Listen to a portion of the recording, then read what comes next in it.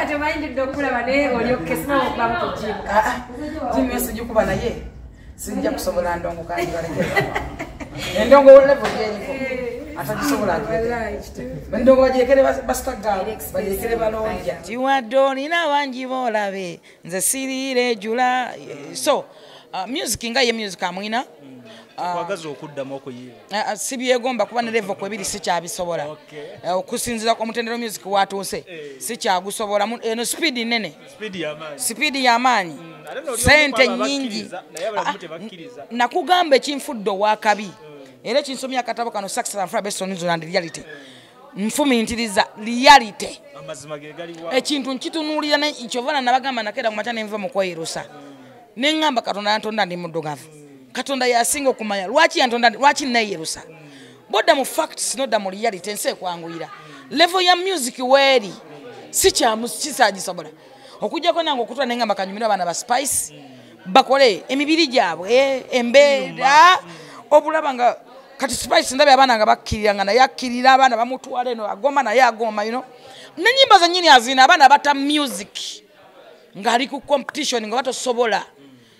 omwana ali nyenyo nyina agenda nakola collab ne Diamond Platinum nali nyenyo nyina agenda mu Sweden nagenda Nigeria nagenda kati ogenda competing na Eddie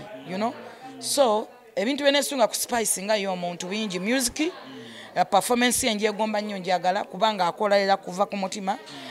ennyambala ye Spice ye muwala yaso yateeka sente mu ngoye sheri yakwa gwalabye ku ngoye z'abayimbi mu concert ezibaddewo praise jangola be Spice kyenjogerako mukimanyi mwacha ku freedom state muve mukuno okulaba obutimba obukwata mukene obutimba bw'ensiri jangola be Spice jangola be njogera ku ngoye sogera ku butimba obukwata mukene kyenjogerako mwakirako last time ku freedom state ekyo yali asampolinga sample ngalinga malayika ngalinga eyo yali akola sample dem bakira sample dem najanga ali mu byeru kati njagala okwateka flashback oddeko emabega Spice yakola ku freedom city yayambala atya kyali kitya era bwalaba ki kati ate eyo yali sample dem kati ataze kati ate kuruno nadala abana abali eyo ba designer bengoye abategeka emisono gy'engoye mujje Spice abalage abawe omuwaka abakyala abawala mwesotinge Spice agenda ba omuwaka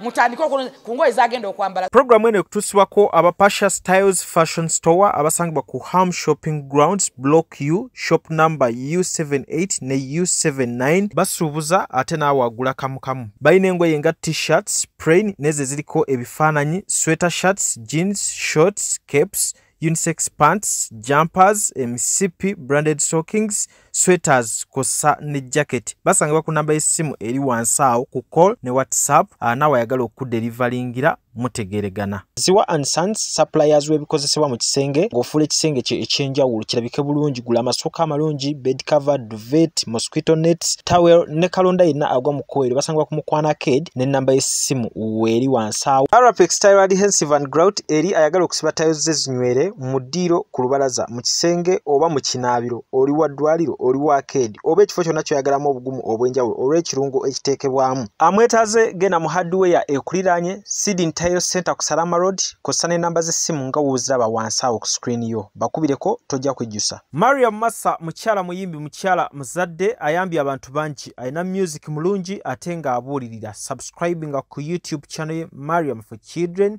olikinge page ye eya Facebook ku Mariam Music. Lero oli wa Spice Diana. Of course, exactly. Anti ebintu ebisinga bwe tubagamba nti eggwanga let me tell you something. Omuntu atasobola music amuleke. Atagenda kusobola music yamuveemu. Tuze twogera ebintu bino ebya Spice nga abantu abamu balowooza twogera boogezi naye kinajjukirwa nti Spice yakyusaako ku music freedom state n'akyusa embeera eyaliwo. Last concert. Essaawa ya leero bwe twogera ku Spice bwe twogerera wano tuli wakaawe tetuli wa mulala tuli mu maka ge gennyini kizibu nnyo okusanga omuntu oba muyimbi alina ekifo ky'osobola okukolera muri asos nga abantu basujjira mugabo mukiraba naye tuli mu wakaawe nyini mu studio ze. Ekyokubiri backline gye tulina yiye nga ye Spice era mugiraba. Ekyokusatu tubale nze mbagamba nti no abayimbi betusuubira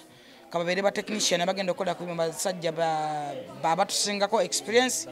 ba seniors abasajja abeeru ababadde mu music industry bavuddeyo batandise okuyingira eggwanga ndoza mubalabe nga batandise okuyingira eggwanga. Ekirala nti Spice Diana ekyenjawulo ekibaddewo abantu abasinga mwena mumanyi Bush mu music industry Bushington man eyaline Washington yaline Good Life.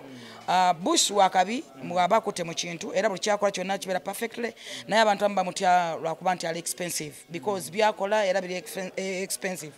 Kati walaba nga Bush ali mu kintu omanya kebere dance kebere war and what egena kubeera the perfect production yes kubanga kyakola kimanya kinako experience. So bomulaba awantu kyovola talabika wantu bangi bandi badde bamwetaaga naye ali expensive. So ebintu ebimbe tubize tubagamba bye bino anti kati Spice amaze emyezi 3 ngali muri ASOS abana mubalaba mibiri mugiraba abana bato emibiri gya mugiraba twaga tukuwa ekintu nga kyekyo kitukunga package gitukuwa nga keeko twaga tukuwa ekitukuwa nga teri kwe mulugunya naye nkubo kino nkibagamba njagala nkiddemu omuntu yenna atayina sente music atagenda kutandika okweyogerera kudda ku level y'abayimbi era concert tugenda kumala concert ya Spice Diana otule wansi naawe okwate we sorting go ekogambe eno ya Spice ebadde bweti ne bweti ebadde lugogo eno yali bweti ne bweti ne bweti eno yali bweti ne bweti ne bweti kati kye bayita concert oba kivudde ku concert nga kigenze mu level ndala because music kati ayingidde level ndala abantu bakyayagala gasiya abantu bakyayagala buzzo yambala obugoye mbu oli mu concert no way because music kati alinye level tukuba ebintu nga bebulayo babikuba abaana babe omwana abera muri ASOS emyezi 5 just ASOS nga bulina ko spendinga ku bantu abasukka mu 7 bazze kyovora nze mbagamba nnyo naddala abantu abali abogera nakugamba okutegeera site kandi buli muntu ategeera ate atamanyi that's why mbaga nti mu abayimbi respect abayimbi mbawo respect avayo nakola ekintu nga kiri perfectly nga yagano onyumire mu sente zo z'omuwadde abayimbi abasinga bakola concert nga kyataddemu tasowana kukijjamu nga ataddemu nnyo ayagala munna Uganda ekintu kyobadde weegombe bweru w'eggwanga okifune wano nga takikyakutwala kulinnya nnyonyi genda bweru nti ogende okirabe nga tekiba yes nga bolaba Miss Kigundu asazeewo nagamba nti ebisabi empya betwegomba mu World Trafford eyo yonna kankiteete wano waffe mu ggwanga Uganda obere nga tokyali nnyonyi kugamba tingenda kulaba kisaa kya mpira neegomba kati yerevo y'abayimbi gye tuliko omujja kwekanga nga tusigaza abayimbi babale 2 3 bana olw'embeera gye bataddewo kati music wayimiridde waali akuze level gyagenzeeko si bino bidandali ndombolo ya solo no biki bwesunga mu show ya Spice Diana ebintu byenesunga mu show ya Spice Diana nga yo omuntu kenyini mwesunga first of all ekyokubiri Spice enyimba azina Star Girl enyimba music amwina nga ye music amwina gwogamba nti nesunga okulaba music on enyimba azina yes ata EP nga tugenda siriregula so bintu bingi banagomba ku Spice nga sema kwegomba bayimbi bavudde wa ggwanga focus nze ku mimbi wa ggwanga lyange naye nga tulina abayimbi surprise artist they are many abagenda okuva bweru w'eggwanga ndabyeko na ticket zitandise ogulibwa ate tulina ne bakoze nabo clubs nabo bangi nabo batandise babokingira hotels. So ebintu bingi naye nze nfocus nze ku Spice nga Spice because music walinga ye ye kenyini anyuma Spice tatama kulaba ye kenyini anyuma okulaba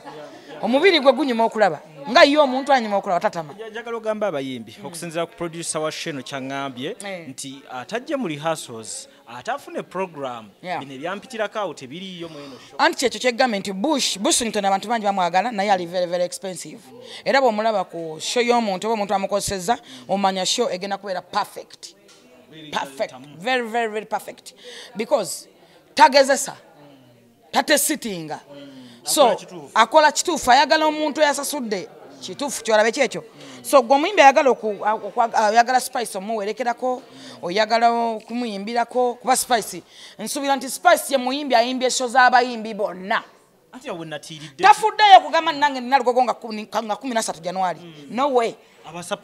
abasupportinze okuva ku muyimbi ki oba muyimbi ki avayo n'amukolera kabere mwana oba kusonda sente za muntu Spice muntu avayo n'agamba nti tumuyirewo mubiri tuge tumukolera show bweti nebweti ngenda kuyimba without no money no what and what amafuta njageteramu mwena tunulidde balema yes abadde omukisa era namulabako oluli yali nabo birthday twalabanga gyali so I think nti ku mulundi guno kigenda kuba kyanjawulo nnyo gwe muganda wange ali eyo bino si byakugezesa si byakusudiya si byakugamba mbu ate no jangu olabeko oleme kunyumizibwa jangu olabeko oleme kufuna bufaananyi jangu okekubire oba ka selfie okemwejjireko ku stage bwoti omugambe ka snapchat okewanikire naye nga gwokawanikirako nkugambye omuwala ye kennyini nga Spice music amwina that is one two anyuma okulaba nga ye kennyini omuyimbi free Spice omubiri gwe yennyini tegutama bw'oba omulaba tatama tomukoowa ogambye abadde agirawo n'olaba ne kabadde muli asos nga kakola kati nenga walayi ya Mungu walayi tomenyeka nedda obutakkiriza nagambye obutakkiriza the problem omubiri gwo gukyasobola kyokoze ekyo tegukyasobola era tasobola endongo giwummule girekere ba Spice bastagala bino bya ddala reality nakugamba ekinfudde ow'amaanyi oba ekinfula ow'akabi kukkiriza reality facts Spice bw'omukwata n'omukompeyiringa n'abantu oyinza olemwa abamu amagumba gagongoba ladde bw'omugamba agende bw'ati ajja kuyitirayo olina okuba n'ambulensi wabweru kakati bino bya ddala yes fact kale bayite 13 jamaa ennaku z'omwezi 13 twongera obagamba ekigambo kiri kimu kwa birede kwata ekifo cricket oval wetege nga bukyali osirike kwata space oleme kunyumizibwa nakugambye abayimbi betulina surprise artist they are many naye nze focusinze ku Spice owange kubanga kyemusuubiramu nkimanyi kuba nalinda byeko yandagako yansampulingako ku Freedom State esawa ya leero abaana abali wano basukka mu 7 naye bonna balina abaana bannaabwe waka balina bakadde naye nga buli lunaku bajja kitegeeza ki babasasula kitegeeza nti Spice yabasasula bali ku mugongo gwa Spice ko bali tasobola kudda naye bano betulabawo esawa ya leero bonna nkugambye Bushington wakabi naye ali very expensive that's why abantu bamutya because wakwata mu kintu kyabakutemu kibeera perfectly kakati nze kyengamba nti Spice esawa ya leero wano wetuli tusukka mu bantu 7 oba 8 bonna bano abawala abolaba bona abalenzi n'abakya bali ku byuma bali ku mirere solo what technician bonna bagenda kusasulwa kitegeeza nti bali ku mugongo gwa Spice ko balidde n'abaana babe balese waka bagenda batwalira amata ku mugongo gwa Spice that's why ngamba ate ku lunaku lw'ekivvulu waliyo bangi ate ku lunaku lw'ekivvulu bagenda kugambe kati lunaku lw'ekivvulu olabeko air tickets z'abasajja abalina experience mu music basajja beeru bazungu bamaze okujja mu ggwanga bagenda bamaze okulinnya bajja because ba technician betwetaga sound mpya teramwanga ko teina ko yali ekubye bayino gisettinga itambulire ku level yabwe experience yabo ogenda kuwulira music gotawulira nga ta distorting amatugo distorting yes there are many music abantu abamu abeera ayimba nga distortinga kati njagala olabe sound gyegamba lwaki abazungu ng'owulira music ku music kigambo ku kigambo simbu owulira okitegeera so gwe muganda wange kino nkikugamba kiri erigwe okujja okusala wate kiri erigwe okujja baleme kunyumiza kino bino tebiriiko nakuteesa kikakatako it's must yes it's a must olabe Spice lwaki yestagala era lwaki yafuuse problem lwaki Spice yensonga kyova olaba n'aboogera ku Spice why yensonga okay kale njaga tumalize nga tubaza n'omwami Roja kuba kati abeera ye mabiganga bino byonna bibeera ya nebaza omukulu manager Roja muvubuka mulungi nnyo munajjukirako emabegako era yalina bafana oyo bafana nga wakabinga akola bulungi nnyo naye oluvannyuma bafuna simanyi mbeera yajjawo n'alinya break era muganda affe n'abeera nga takyasobola kukola nga bwe yali akola ate ebiseera bye bimu era n'alukwata ku palaso era music n'akuba nnyo music n'afuka problem kwegamba nti manager Roja yensonga kimbaga nti bwenjogera ku bamanager njogera ku bamanager babiri njogera ku manager Roja nenjogera ne Jeff Chiwa bemanyi be bamanager basobola kumanaginga music talent abala just not manager so manager Roger mwebaza nti ekintu akikwasa maanyi yeewaayo bino ebintu birimu okwerekereza nga bwe nkugambye nti kati Spice abayimbi bakwatera olabeko Ekivuulu ayinza kiteeka mu milioni nga 10 mu plus naye nga tasobola dukola naye ayagala muna Uganda olabe ku njawulo olabe music. What is a music? Abantu abamu tebamanyi music. Abantu abamu tebamanyi omuyimbi ali supposed kwambala ata. That's why mwegomba ba Beyonce, mwegomba ba Rihanna, ng'olina Spice ate wegomba Beyonce. Olina Stargirl ate wegomba Rihanna omwagaza ki? Okujjako ng'olina damage ku bwongo nga bwayika Windows. Naye kino kyenkugamba kya ddala. Reality. Ennaku z'omwezi 13 tekyali kulanga kulala January. Ye muntu gw'olabanga n'omwana wo n'otesitala. Ye muntu gw'olaba n'omwana wo n'onyumirwa ekyo kyakola. N'olwekyo mujjenge ennaku z'omwezi 13 tugenda kwera ku correct level lugogo. Muntu nyumirwe. Amanya gange nze Nsubuga Mustafa nkola ne Alihira Holdings. Kakati nannyini nnyumba eno yeesiimye nnyo lwansonga nti eno biodigester era emigaso gyayo egigirimu gyagenda ofuna. Ekisooka tagenda keera lunaku agambe nti bannange septic yajjudde nti nno ajjaleta ekimotoka ate kimuggyako ssente ng'olwedde yagizimba. So biodigester tegenda keera ku makya nti ejjudde. So nawe nkikyo ogwo mugaso gwe gusinga kubanga